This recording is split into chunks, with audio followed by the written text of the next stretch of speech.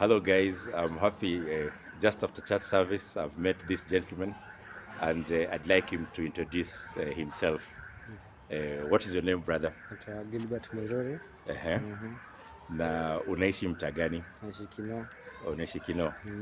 And what did you do in school? And you look like a bright person. Nilifika form 3. Uh-huh.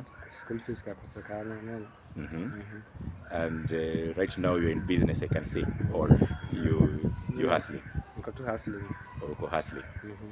Now, what advice would you give people, especially students and people that are about to finish their exams recently? Ningewawishia tu the best. Ningewawishia success. Wang'ang'ane wa make juu life hapa nje si rahisi. Hakuna job, lazima mtu ajitume. Na experience yako ya kupata na mimi sitati bro, sitati, how is it? Nimefurahi sana pasi. Nice yangu yote. Sawa. So you nataka ni join church, although sitaki church, but nimefurahi kupata naye pasi, atakuwa mshirika juu ni introduce kwa Mungu. Asante. Niombe mambo yangu kuwe poa.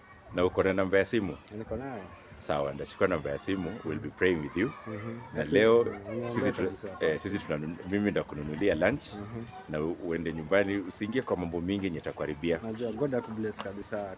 Uweke bidii. Kabisa, naweka bidii. Sipo unaona sijakaa chini, niko active. Sawa. Asante sana. Asante.